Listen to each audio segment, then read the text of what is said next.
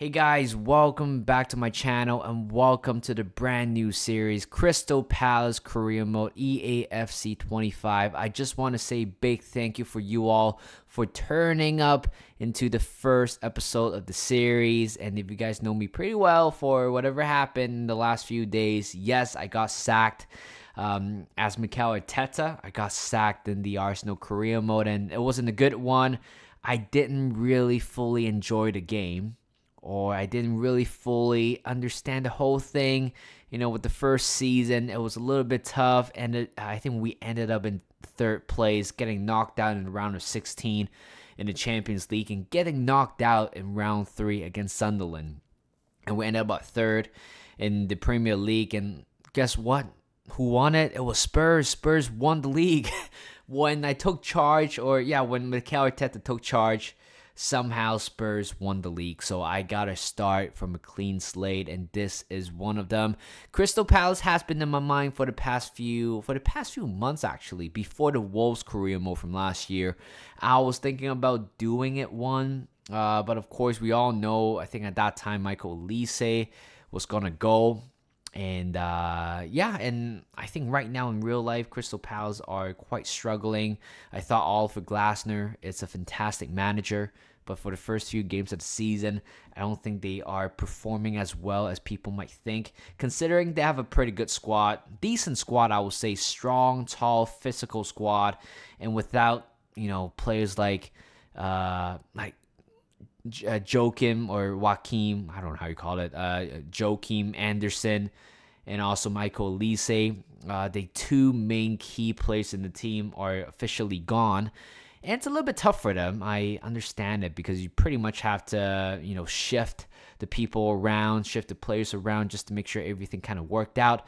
But when you look at the team, they're playing 5 at the back. And what I'm trying to do is that, ask John Anderson, that is my alias name.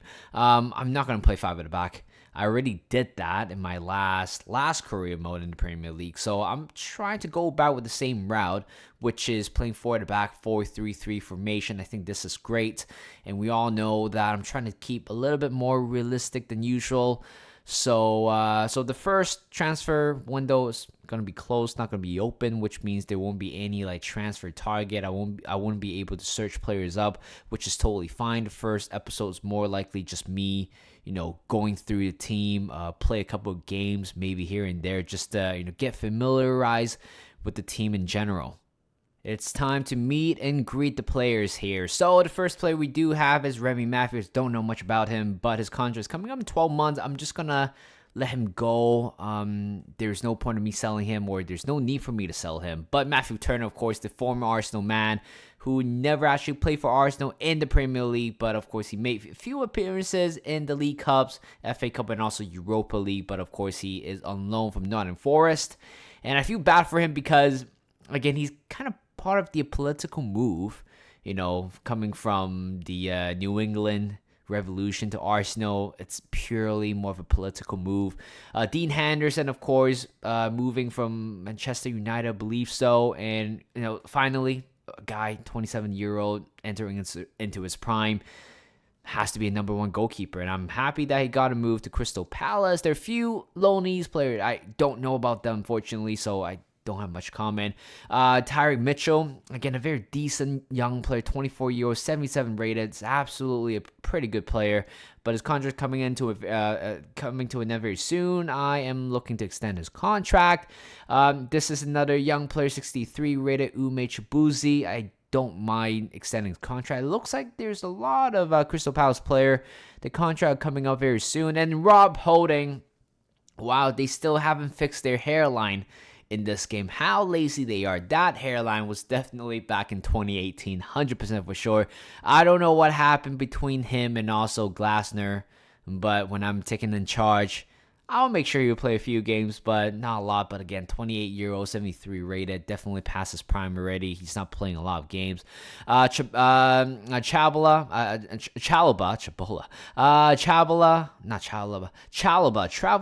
Trevor Chalobah. Oh my god, I'm having trouble pronouncing their names. on loan from Chelsea. I felt bad for him. I don't know what happened to him. He was really good for Chelsea a couple of seasons ago. I thought he was a decent player, but I have no idea why he was left out. But I'm glad to have a player like him into the squad. Matt Gahey, 23-year-old, best defensive player after Anderson left. He's going to be a captain, but again, to stick with realism, if a good offer comes in for him in the next summer transfer window, I might be letting him go. LaCroix, a newly signed defender, I think he used to be a very talented player, very high, I would say, high potential a long time ago, but not anymore, but he's still a very decent player. 24-year-old, 76 rated. And the American Chris Richards, again, a very decent player as well, can play as a central defensive midfielder. But right now, we're not doing 5 center backs or 3 center backs at the moment. I'm going to move him as the central defensive midfielder. As of right now, Riyadh looks like a good player. I mean, based on that stat right there, 21-year-old, 72 rated, showing great potential, which means he's going to stay at the club for a while. Joe Ward, I started watching him 10 years ago, and I can't believe he's still playing for the club. I'm just going to let his contract run out. Here comes Nathaniel Klein, former Liverpool man, still playing. I think these two players are definitely going by the end of this season. Munoz, decent player from Ecuador or Colombia. I think it's Colombia, if I am wrong. But a very good player, I would say. I saw him play a few times. I thought he looks amazing. Again, it looks like we have to sign a right back very soon. Center defensive midfielder, we got a ton. So Will Hughes, a player used to have tons of, potential. Don't know what happened to him. Used to play for Watford, and his contract coming to an end very soon. Might as well just gonna let him go. Jefferson Lerma, I believe he used to play for Bournemouth. Very good player. Still a very decent player. Decore, same as him as well. We got some really tall, strong, decent player in the middle of the park. Adam Wharton is a player that I am trying to build around him because I thought he is a very tidy, clean player. He can play as a box-to-box holding midfielder. And when I watched him play in real life, was absolutely amazing. And by the way, a lot of these players here used to be a top talent, but not anymore. But we just got to make sure that we're able to contain these players with the potential. Going down a little bit, there are a few more players that definitely not going to make the squad. Unfortunately, Kamara, it's a player that Crystal Palace recently signed, a very good player for Frankfurt. I'm glad to have a player like him into the squad. And Eze, again, another player. I realized that Eze used to be in my Fulham career mode or Southampton career mode a long time ago, 2019, 2020, that year. And right now, 26, same age as me. Like I said, he is another great player, but if we receive a very good offer from him, then we have to let him go because that sticks with the realism. And Franca, a player with great potential right there. Going down a little bit. Jonathan Slurp. Well, again, so many players, their contracts are expiring very soon. Ismail Sa, another player that I signed for one of my career mode. I believe it's Southampton career mode as well. Decent player, 26-year-old. Edouard has gone to Leicester City. I thought he was decent a couple years ago when he first joined. Don't know what happened to him. Mateta's another player that's looking to leave next summer. So we got to figure something out with that. And Eddie Nketiah, the former Arsenal man, is right here. How many former Arsenal men are there in this squad? 3 of them. So Eddie is going to take place, or it's going to take over Mateta at one point, but not this season. But overall, we got some really, really decent player and decent talent as well. Here is the youth squad, and we got inherited with a bunch of players, which I have no intention of calling up. It looks like a few of the players are not going to make the cut. The boy, not going to make the cut. Stevens, barely make the cut, to be honest. We are looking to sign some top talent, but Elias Thomas looks like a great player. Maybe playing in the wrong position based on that preferred foot. And right back, got to switch that up a little bit. And by the way, for the Youth Academy, I'm going to be heavily involved with the Youth Academy for this season. We're not playing Arsenal because they are all ready to win something. But for Crystal Palace, it's still a long way to go. So that's why I'm intended to kind of involve some of the young players in it a little bit more than usual. But I'm just going to have Carter forward and Thomas to stay for a bit while I change Thomas' position. All right, so I have fired my original scout who was 4-star and 4-star. I'm looking for somebody who has at least a 5-star in either experience or judgment. Marko Masipov looks like, a decent Russian scout. Gonna hire him and let's see, do we have anybody more? And yes, we have from Cyprus, Anthus. I think that's how you pronounce his name. Gonna hire him as well. I'm gonna hire one more if we can. Yeah, why not? Thomas Herby. We're just going to sign. We have about 70 million originally, and right now we're down to like 40 something, which is totally fine. We're looking to probably sign one or two players in this January summer transfer window at the moment. But before that, just got to get used to the scouting system here. So we really want to sign a local talent. That is one of our objectives, but ideally in what position? I'm not 100% sure where it is. Let's go to England. Why not? 9 months. Ooh, it's going to be a very interesting one. You know what? I would want to sign a local talent. In terms of defensive, yeah, I want a defensive player here. I think, can we sign one more? Yes, we can. Okay, so we're going to scout a left back, center back, or majority defensive player for the first scout. For a 5-star scout, I would want to send him to Africa, because I want to scout a good Ivorian attacking player. But Ivory Coast, I believe it's right here, western part. Yes, it is. We want to sign a Drogba-esque, that type of player, and who can play across, front three, something like that. This is absolutely amazing. Actually, you know what? Just the front three as of right now. For the last scout, I would want to send him to Brazil, and ideally scouting for a central player who can play, as an attacking midfielder and center midfielder, just to have a little bit of a mobility. And I would definitely like that. In terms of how we want to play it, definitely box to box, if not probably playmaker as well. Let's look at the objective here. So we have to sign a crucial first team member assigned to a midfielder position. Well, you know what? That's the thing. It looks so linear with this one, because last time I with Arsenal was so straight. Everything was like high priority here and there. That's why I wasn't able to, do a good job. Youth development. Within 2 seasons, signed one youth scout player to the senior team and played in 5 matches. I think we are able to do that. I would say so. Brand exposure. Get a streak of 5 clean sheets in home matches. I highly doubt that. Sign one crucial player. We will definitely do that. We will definitely get it done. Financial, don't really care about it. Domestic success. Finish in the Premier League mid-table. I think we can do that. If better, maybe a Conference League spot. FA Cup reach to the semi-final. It will be a very tough one. Long-term success. Trying to get a Europa League squad or spot. I'm sure we are capable of doing that. After spending a few thousands or million quids on scouts and also to the scouting report, scouting network, that is how much we have left, 49 million pounds. And I would rather want to use that sterling because we are in England. But with that 49 million pounds, I'm sure we're able to sign a decent crucial midfielder. You guys might be curious of what kind of game settings I'm using. If you guys are new to the channel, I always go for 4 minutes, ultimate. And ultimately, it actually got me sacked in the Arsenal career mode. But I love the challenge. I love the difficulty. And I like it, the fact that it's become a little bit more difficult to play, which also frustrates me as well. But for realism, I would stick with ultimate. I barely go down to legendary, to be honest. But simulation of the gameplay, go for classic. I went for simulation at one point. Didn't love it. I hated it, if I'm being honest. For the training plans, I have made it as the fixed rate.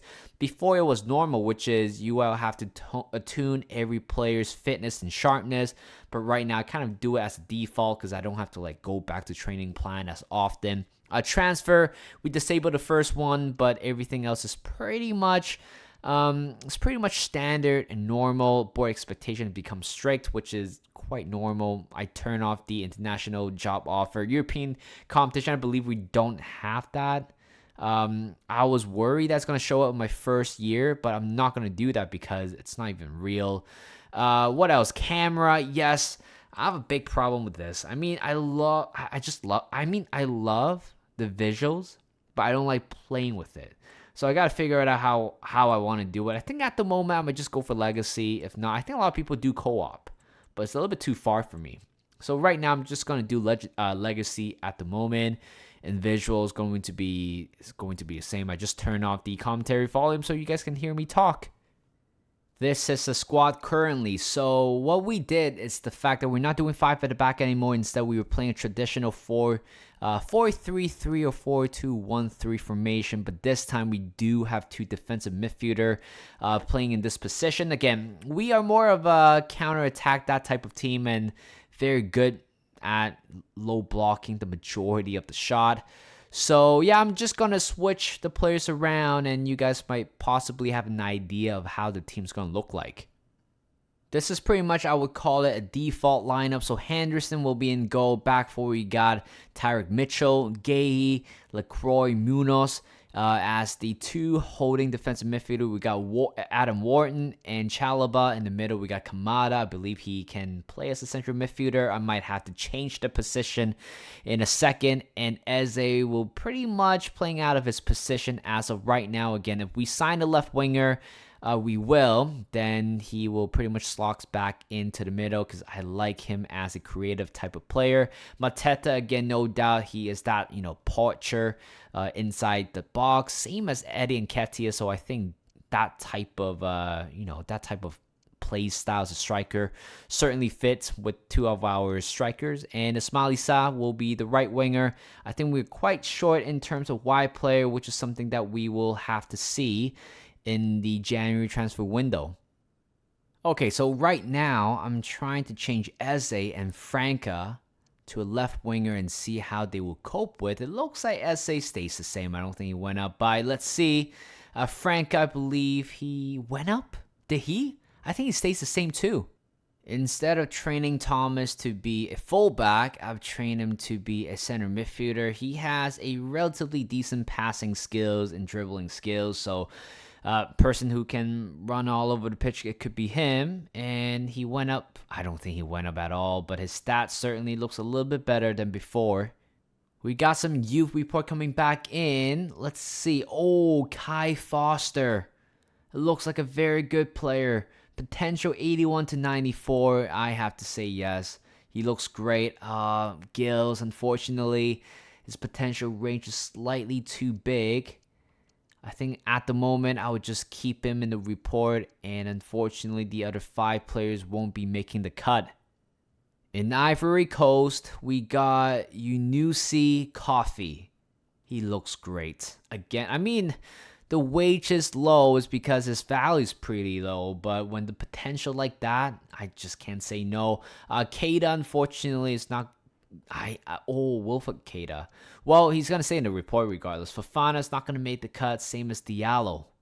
In the final report in Brazil, do we get any good players? Not really. Silva stays in the report, same as Dos Santos as of right now. So in the game setting, I realized they can call you boss, gaffer, or anything else. So I decided to, let the players to call me Lord instead, which is really, really funny now. I love the game, added more details about that. And by the way, some of you guys might want to know how I look like in the manager. So look somebody like this. I certainly have him with the guy liner. Look at his eyes. I mean, this is the fun part of it. I know it's so. I just think.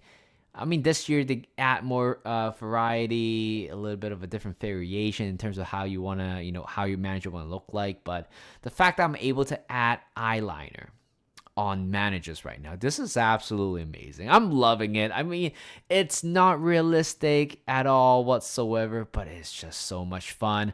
Yeah, we're pretty much arriving towards the end. I don't know why it automatically sim itself, which is fine.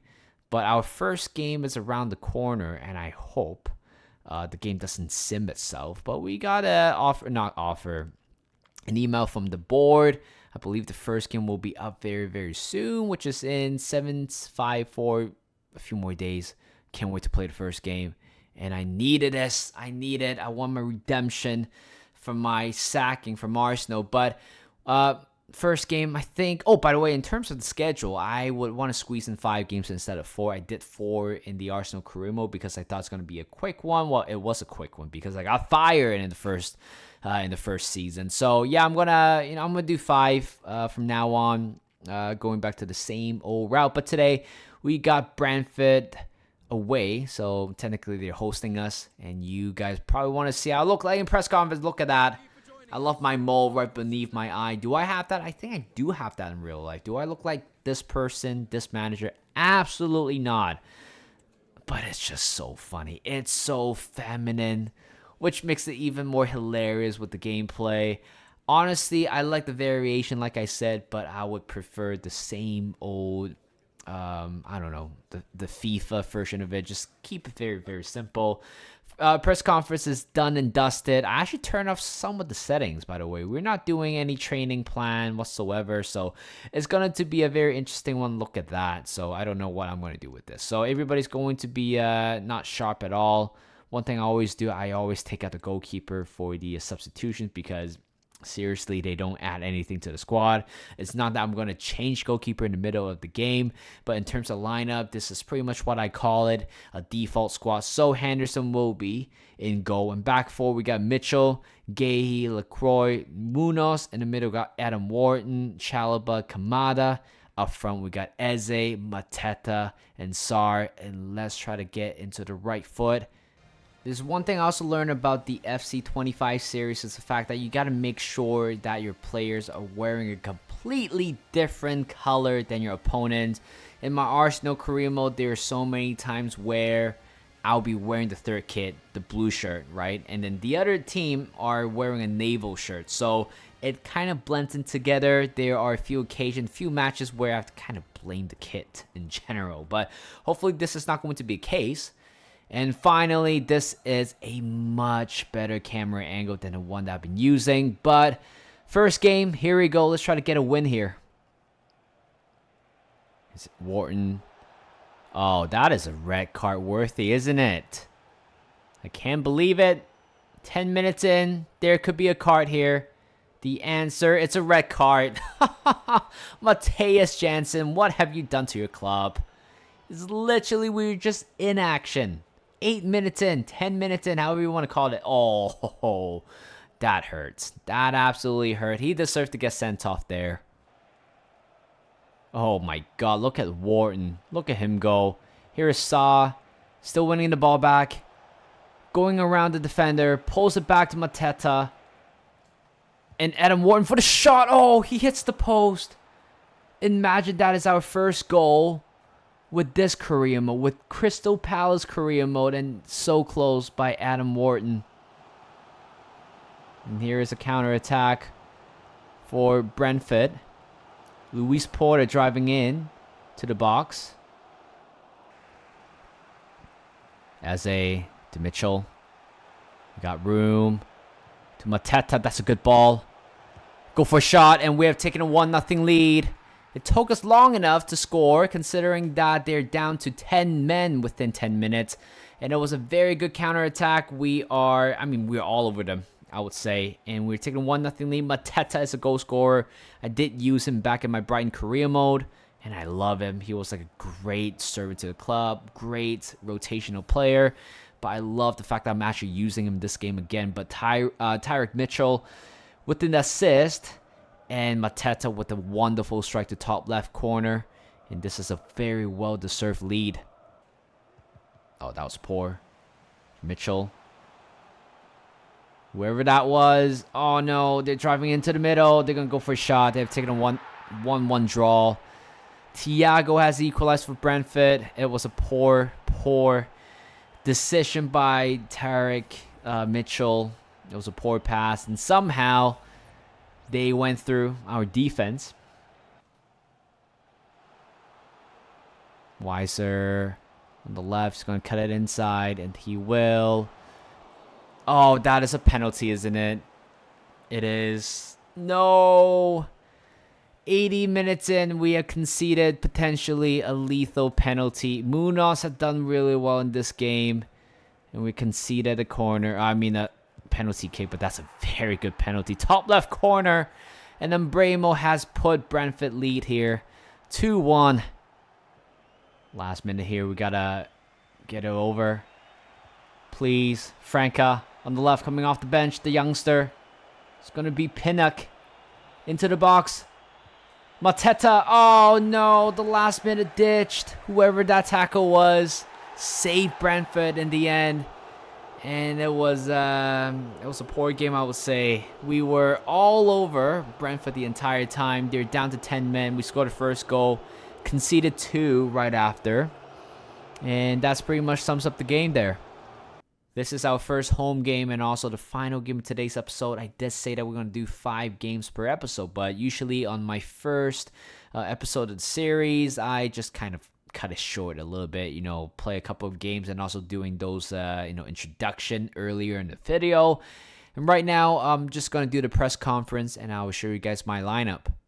It will be a slightly different team. Henderson will be in goal. Back 4, we stick with Mitchell, Gahey, Lacroix, Munoz. In the middle, got Wharton, Chalaba, and we do have Eze playing as the central midfielder. But front 3 is going to be a little bit different. Franca on the left, Mateta leading the line, and also Nketiah will be on the right side.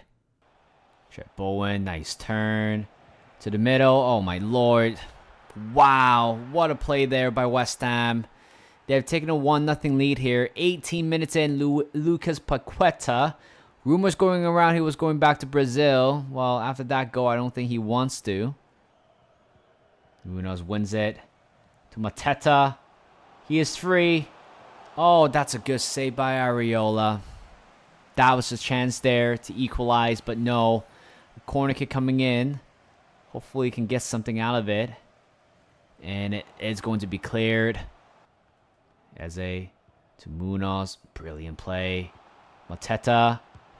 Oh, we hit the bar. We hit the post. How unlucky are we in the first 2 games? We were playing brilliant football, but the shooting boots weren't quite on for a lot of players. One last chance here, perhaps. Franca. To Mateta. Heads it away. Back to the middle. And Franca with the shot. Oh, that's another great save by Areola. Wow, I don't understand how every goalkeeper has turned into a prime Neuer. Oh no, Slop is down. I just put him on a few minutes ago. And I don't want him to get injured, man. It's a new season. These guys should be staying healthy. Instead of wait. Oh, to the middle. No, clears it away. Oh, come on. How is that possible? Wow. Exactly the same thing. I made the tackle. And I just can't get rid of the ball. And Antonio has made it 2-0. That is definitely the winning goal for West Ham. I am speechless. Speechless. I have so many chances in this game. Couldn't score a single damn goal. Well, that is it. First 2 games, 2 losses. I just don't know what to describe. Goalkeepers from the opposition half always turn into a prime goalkeeper. Buffon, Neuer, anybody you can name it. But I can't believe we still haven't. I can't believe we can't score a goal today. Schlupp is only out for 5 days, which is a very, very good news. Not gonna lie. I mean, I certainly don't want any of our players to get injured that early in the season, even though I haven't quite tuned up the injury frequency and severity. So I'll do that off screen. But I think other than that, that is pretty much it for the first episode. Where are we? 19th. This is not it, guys. How are we there? We are, honestly, it's more enjoyable right now because at least right now I know that as for Arsenal, well, when you're playing as Arsenal or top teams, you're expected to win. But with teams like Crystal Palace, you can get away with, a few losses, few draws. But I think right there might be a little bit too much. But that is it. Thank you guys for watching. Hope you guys enjoyed this video. Like this video, subscribe to my channel, and I'll see you guys in a bit.